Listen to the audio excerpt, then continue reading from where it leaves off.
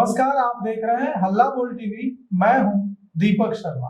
बिहार के मुख्यमंत्री सम्राट चौधरी के लिए आज बड़ा दिन है।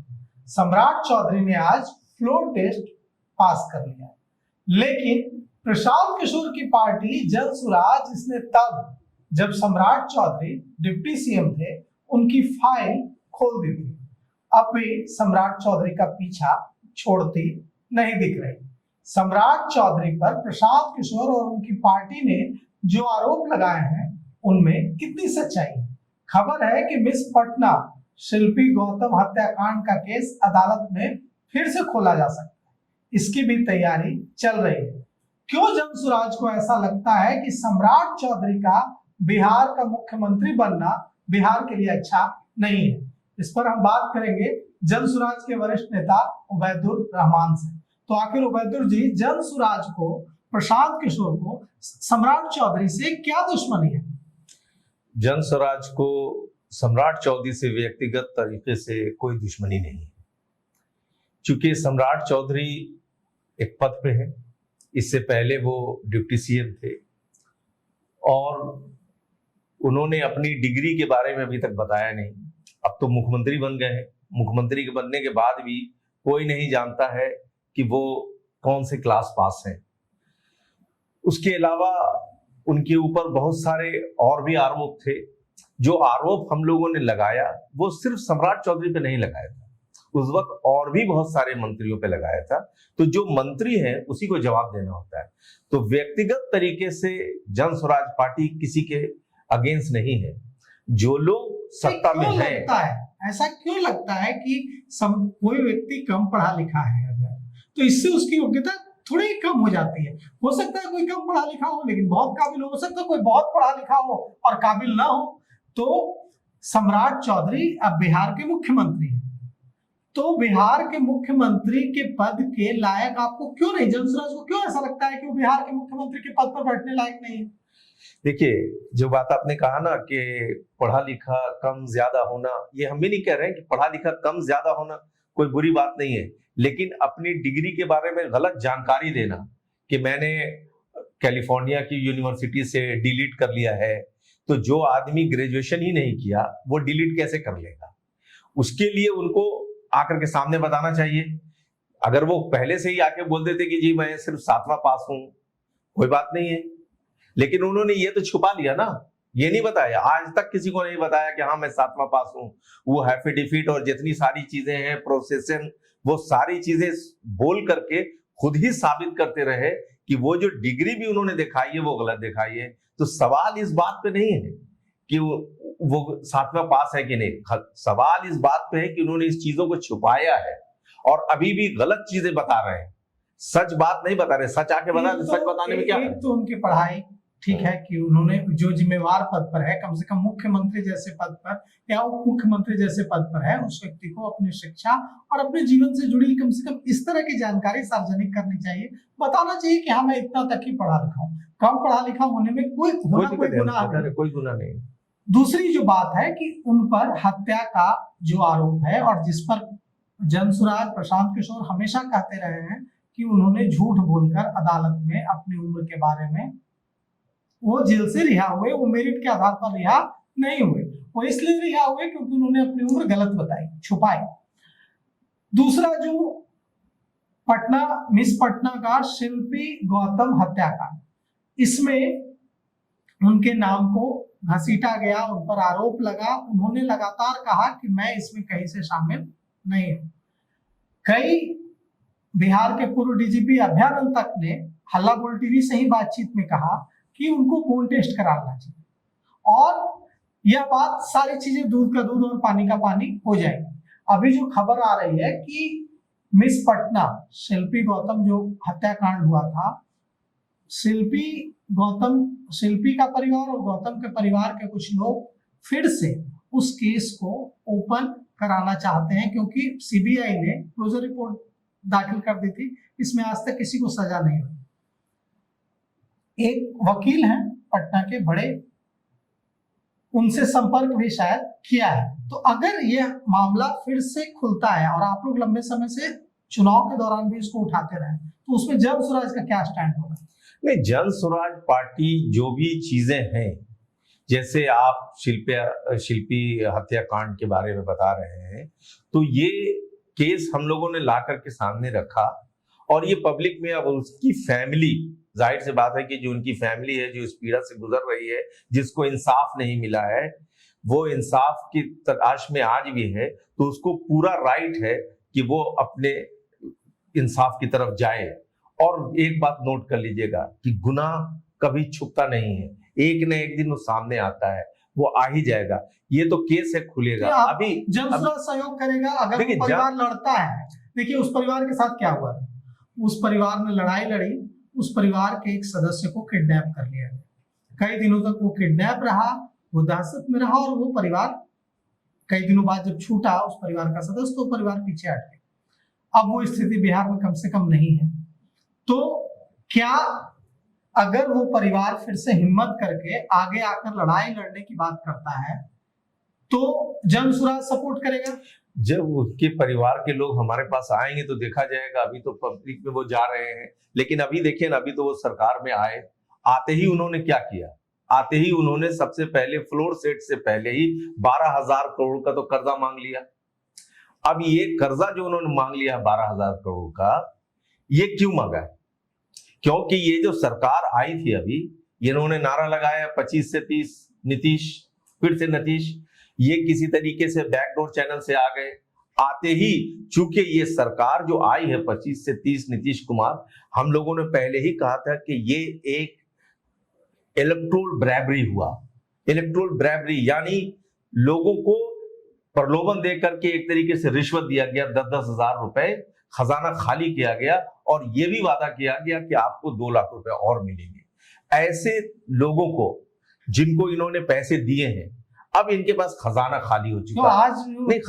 आज डिप्टी सीएम विजेंद्र यादव ने कहा कि सदन में, विधानसभा में खड़े होकर कहा नेता प्रतिपक्ष को कि कोई खजाना खाली नहीं है, खजाना भरा हुआ है, पैसे की बिहार को कोई कमी नहीं। और हमने लोन लिया है, तो लोन लेने का नियम है।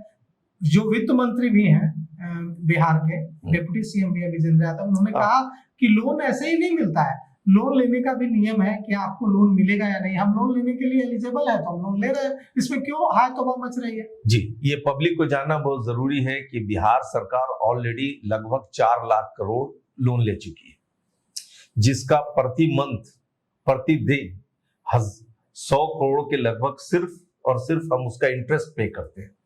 और जो फिजिकल डिपॉजिट है वो 11.8%, लगभग 12% है, जिसको 3% होना चाहिए था। तो सरकार जो अभी और लोन ले रही है 12,000 करोड़, तो ये बढ़ करके हो जाएगा आपका 13-14%, यानी 3% होना चाहिए। और अभी हम कहां पे हैं? 12%। इसको कहते हैं डिफिसिट स्पाइरल, यानी ये स्पाइरल।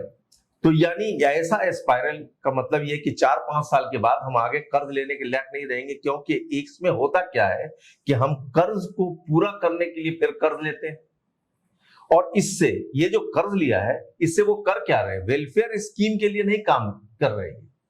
ये कर्ज इन्होंने यहां पर बड़े बड़े इंफ्रास्ट्रक्चर बनाने के लिए नहीं लिया है, ये कर्ज इन्होंने इसलिए लिया है कि जो वादे किए थे उस वादे के बाद अभी ये तो एक तरीके से देखा जाए तो ये बेरहम सरकार है, बिल्कुल इसको दिल नहीं है, ऐसी सरकार है। क्योंकि ये इसने किसके पैसे रोके? विद्या पेंशन। इसने किसके रोके? इसने रोके जो लाचार लोग हैं, हैंडीकैप लोग हैं, उनका, विधवा का। ये उनको पैसे नहीं दे रहे हैं, उनको पैसे देने के लिए इनके पास पैसे नहीं है, सैलरी देने के लिए पैसे नहीं है, इसलिए लिया गया। और भी सरकार ने एक जो फैसला लिया है उसको लेकर भारी विरोध हो रहा है। 11 जिलों में सरकार ने कहा है, कैबिनेट का फैसला लेकर, सम्राट चौधरी कैबिनेट की जो पहली मीटिंग हुई उसमें फैसला लिया गया कि पटना, गया, भागलपुर, दरभंगा, मुजफ्फरपुर, छपरा और भी कई, सोनपुर, कई जिलों में चिन्हित जो इलाके हैं, 1,000, 2,000 एकड़ का जो क्षेत्र चिन्हित कर लिया गया, तो उसमें अगर आपकी जमीन है तो आप अपनी जमीन बेच नहीं सकते हैं अगले 1 साल तक, उस पर कोई निर्माण कार्य भी आप नहीं करा सकते हैं। अब मान लीजिए किसी की बेटी की शादी है, उसने सोच रखा होगा कि हाँ मैं अपनी जमीन बेच दूंगा और बेटी की शादी कर दूंगा। अब वो 1 साल तक कौन होते हैं आप उसको रोक देने वाले कि तुम अपनी जमीन नहीं बेच सकते, तुम अपने जो खर्चे हैं उसको या जो तुमने प्लानिंग की होगी वो अब तुम आगे नहीं बढ़। इसका 11 जिलों में, गया, पटना, छपरा, मुजफ्फरपुर, भागलपुर, दरभंगा, इन तमाम जिलों में भारी विरोध हो रहा है। तो ये जन स्वराज का क्या स्टैंड है? देखिए, बिल्कुल ये तो जनता से जुड़ा मुद्दा है, लेकिन असल कहानी क्या है? इससे पहले राजस्व विभाग किसके पास था? विजय सिन्हा के पास था। क्या दोनों में बहुत अच्छी बनती है? नहीं बनती। तो असल दुश्मनी तो इनकी पार्टी के अंदर है। ये उन तमाम लोगों का बताइए, ये लोग चीज जमीन जायदाद किस लिए खरीदता है? इसलिए करता है कि अपने बुरे समय में जब किसी बीमारी दुर्घटना हो जाए, किसी के साथ बच्चों की शादी हो, बच्चों को विदेश पढ़ाई भेजना हो, पढ़ाई कराना हो, किसी तरह की पढ़ाई करनी हो, उसके लिए वो रखता है। और अपनी जमीन, मेरी अपनी चीजें मैं नहीं बेच सकता हूँ, इससे बड़ा जुल्म हो सकता है। वो भी 1 साल तक। बताइए, इससे बड़ा जुल्म हो सकता है? नहीं कर सकते हैं उसमें, क्योंकि ये सारी चीजें जो पिछले दिनों में की गई है, टाउनशिप बनाए। अब टाउनशिप बने या कुछ हो, मेरी जमीन के राइट से, उस पर अधिकार से मुझे आप कैसे वंचित कर सकते? कोई बिल्कुल नहीं कोई रोक सकता है। और ये सिर्फ इनके इंटरनल जो लड़ाई है उसकी वजह से हो रहा है। इसलिए कि पिछले दिनों उन्होंने जो कुछ भी उसमें विजय सिन्हा ने किया, उससे इन दोनों में बन नहीं रहा है। इसलिए इन्होंने ये काम ला करके किया है। ये सारी चीजें अगर आप देखिएगा ना, अभी आप पूछ रहे थे, आपको मैं बता दूं कि ये तो सबसे ज्यादा रास्ता तो अपने बीजेपी के लोगों के लिए ही कम कर रहे हैं। अब जैसे कुछ दिन पहले इन्होंने कह दिया कि ये मेरी इनिशियल पढ़ाई जो है वो मदरसे में हुई थी। अब बेचारे गिरिराज सिंह जी का मुद्दा छीन लिया। अब वो कैसे बोलेंगे कि मदरसा में जिहादी होता है? बोल पाएंगे कि मदरसा में जिहादी होता है? ये मुख्यमंत्री मदरसे का पढ़ा हुआ है। तो मुद्दे तो ये बीजेपी के लोगों का छीन रहे हैं। जन स्वराज पार्टी जनता के साथ थी और इस मुद्दे पर हम जमीन पर आएंगे और इस सारे चीजों की लड़ाई हम लड़ेंगे। जो आप कह रहे हैं कि जमीन का मामला है, तो ये पहले तो अपने को सेट कर ले। ये सारी चीजें ये अपने आप को, चूंकि इनकी जो नियुक्ति हुई है वो सरप्राइज था सबके लिए। अब ये अपने को बचने के लिए रोज नए नए ऐसी चीजें क्रिएट कर रहे हैं जिससे जनता के जहन में दूसरी तरफ मामला जाए। असल मुद्दे से ये भटकाने की बात है। और ये जो जमीन का मुद्दा है, 1 साल तक देखिएगा, इसके लिए बहुत बड़ा जन आंदोलन होगा। क्योंकि कोई भी सरकार, कोई भी आदमी, अगर मेरा ये खून है और मैं इसको बेचना चाहता हूं अपनी जरूरत के हिसाब से, तो कोई मुझे रोक नहीं सकता, क्योंकि ये मेरी अपनी प्रॉपर्टी है। कोई हमने वहां से लिया। अगर आपको स्मार्ट सिटी बनाना है, मेगा सिटीज बनाने हैं, आप तभी बना सकते हैं। अधिकार नहीं आप कर सकते हैं, लेकिन जो जिसने लिया आप उससे भी ले सकते हैं। ऐसा तो हो ही नहीं सकता है। ये तो पाप है, महापाप है। इसके लिए जनता इनको बख्शेगी नहीं। बहुत जल्द इस पर आंदोलन होगा। अभी पूरे बिहार में घूमेंगे निशांत कुमार और लोगों से बातचीत करेंगे। मतलब कहीं न कहीं बिहार में दूसरे जनरेशन की जो के नेता हैं वो टेक ओवर कर रहे हैं। जी, दूसरे जनरेशन के नेता टेक ओवर कर रहे हैं। आप कैसे देखते हैं? आपको क्या लगता है कि यह जो दूसरी जनरेशन जो आ रही है, निशांत कुमार की, सम्राट चौधरी की, ये बिहार को कितना आगे ले जाएंगे? देखिए, नीतीश कुमार जी की पहचान क्या थी कि नीतीश कुमार एक समाजवादी नेता थे। अब वो समाजवादी नेता परिवारवादी नेता हो रहा है। अपने बेटे को सेट करने के लिए ये काम कर रहे हैं। उनका बेटा घूमेगा कैडिलक पर और आम जनता को बिहार की जो है उसको कैमल चराने के लिए गुजरात और राजस्थान भेज दिया गया। खुद कैडिलक पे, और जनता जो है, बिहार का युवा जो है पढ़ा लिखा, वो चलाएगा कैमल। ये इनका सोच है। ये सारी चीजें जो इसलिए की जा रही है कि कोई डेवलपमेंट को अपने जनरेशन के लोगों को सेट करने की सिर्फ बात हो रही है। नीतीश कुमार ने तो एक नई मिसाल यहाँ भी रखी, लेकिन उन्होंने अपने बेटे को डिप्टी सीएम नहीं बनाया, उन्होंने अपने बेटे को विधायक दल का नेता नहीं बनाया, प्रदेश अध्यक्ष नहीं बनाया, राष्ट्रीय कार्यकारी अध्यक्ष नहीं बनाया, कोई जिम्मेवारी नहीं दी। कहा कि ठीक है, अगर राजनीति में आना है तो सीखो। तो ये तो अच्छी मिसाल है। ये कोई मिसाल नहीं है उनके पास। वो किस हैसियत से बनेंगे पहले ये बताइए। ना वो एमएलए हैं, ना एमएलसी हैं, ना एमपी हैं, ना कोई राजनीतिक अनुभव है। तो ये तो अगर उनको बचाना चाहते तेजस्वी हैं। यादव किस हैसियत से बने थे? चाहते तो बना सकते थे उसी हैसियत तेजस्वी से। यादव जब बने तो वही क्या नीतीश कुमार वही हैं जो लालू प्रसाद हैं? तो आके कह दे कि हम मेरे और लालू प्रसाद में कोई फर्क नहीं है। लालू प्रसाद ने भी अपने बच्चों को सेट किया और मुझे भी राइट है अपने बच्चों को सेट करने का, बोल दे नीतीश कुमार। इसमें किसने उनको रोका? और वो यही कर रहे हैं। वो अपने बेटे को ऐसा नहीं कि उन्होंने नहीं बनाया तो जेड सिक्योरिटी क्यों दे दिया है भाई उनको? सारा ये तो जो है किंग विदाउट क्राउन है। निषाद जो है वो तो किंग विदाउट क्राउन है, उनके पास क्राउन नहीं है लेकिन सारी किंगशिप उनके पास है, सारी फैसिलिटी वो ले रहे हैं। आप एक तरफ आप परिवारवाद के विरोध में बात करते हैं, दूसरी तरफ प्रशांत किशोर देर रात लालू प्रसाद यादव के बड़े बेटे तेज प्रताप यादव के साथ मीटिंग करते हैं। तो आप तेज प्रताप यादव के साथ क्यों मीटिंग की आपने? कोई अगर आना चाहता है, मिलना चाहता है, दो राजनीतिक लोग हैं आते हैं तो उसमें क्या बुराई? वो आए हैं, मिले हैं, मिलके बातचीत हुई। हो सकता है कि वो हमारे प्रशांत किशोर जी से कुछ चीजें समझना चाह रहे हो कि राजनीति कैसे की जाती है, इसलिए कि अभी बहुत आइसोलेशन में है तो कुछ गुण सीखने आए हो इसलिए आए। तो ये जो मुलाकात हुई जिसको लेकर तरह तरह की चर्चाएं हैं कि प्रशांत किशोर और तेज प्रताप यादव के बीच मुलाकात हुई देर रात, दोनों मिले, बैठे, बातचीत हुई और उसके बाद तेज प्रताप यादव ने ट्वीट किया। तेज प्रताप यादव ने माइक्रो ब्लॉगिंग साइट एक्स पर ट्वीट करके कहा कि राजनीतिक चर्चा हो तो तेज प्रताप यादव जनसुराज में शामिल हो रहे हैं या जनसुराज और तेज प्रताप यादव की पार्टी जेजेडी जनशक्ति जनता दल का कोई गठबंधन बन रहा है? क्या होने वाला है? कुछ भी नहीं होने वाला है, कुछ नहीं। वो आए थे, उन्होंने लिखा है, हमारे साइड से हमारे नेता ने कुछ लिखा नहीं। वो उनकी ख्वाहिश है, उनकी बहुत कुछ भी ख्वाहिश हो सकती है। वो आए थे मिलने के लिए, ये एक शिष्टाचार मीटिंग थी, इसके अलावा कुछ भी नहीं थी। वो आए, बहुत मतलब कोई चाय गठबंधन नहीं बनने जा रहा है, कोई वो आए, चाय पिए, अच्छे से बातें हुई, चले गए, इसके अलावा कुछ नहीं। दो नेता मिलेंगे, दो राजनीति की ही बात होगी, तो आखिर जरूरी नहीं है। उन्होंने तो लिखा कि तो राजनीतिक चर्चा हुई। वो तो उनका वर्जन है।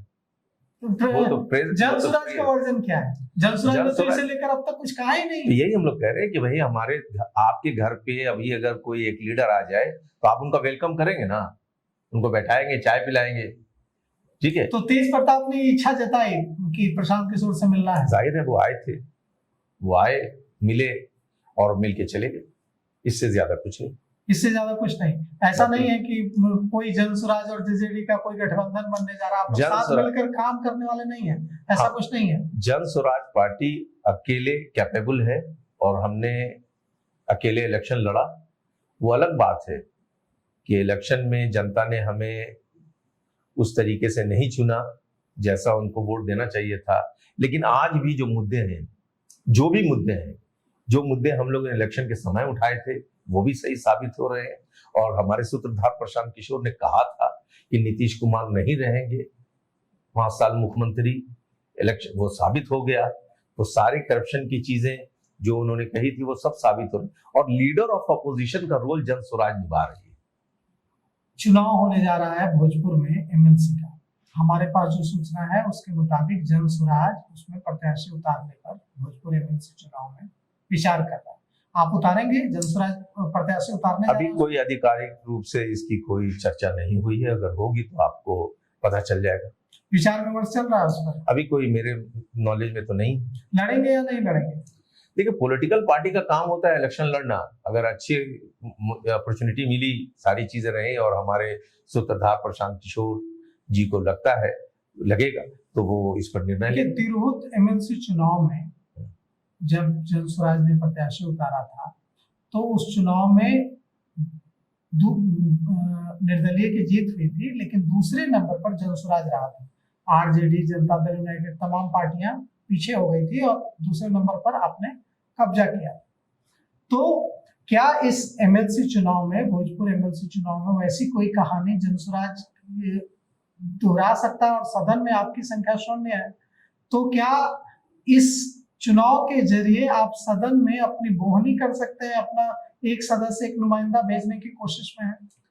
नहीं, अभी कोई, जैसा हमने आपको बताया कि अभी कोई इस पर निर्णय नहीं हुआ है, कोई बात नहीं हुई है। कुछ होगा तो आपको जरूर पता चलेगा। और पॉलिटिकल पार्टी इलेक्शन ही लड़ती है, तो वो अगर महसूस हुआ हमारे नेता प्रशांत किशोर जी को लगा कि नहीं लड़ना चाहिए, तो आपको इसकी सूचना मिल जाएगी। अभी कुछ ऐसे बारे में कोई जानकारी नहीं। पंचायत चुनाव को लेकर क्या तैयारी है? अभी पहले पंचायत तो बहुत दूर है, पहले अभी हम लोग संगठन बना रहे हैं। प्रशांत किशोर पूरे बिहार में जा रहे हैं, दौरा कर रहे हैं, और हर जगह हम लोग संगठन बना रहे हैं और मजबूत संगठन बना रहे हैं। अच्छे लोग आ रहे हैं और जनता से जो जुड़े हुए मुद्दे हैं उसमें हम काम कर रहे हैं।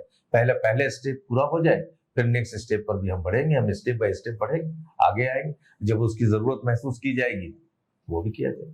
तो देखिए, काफी कुछ अभी गर्भ में छिपा है।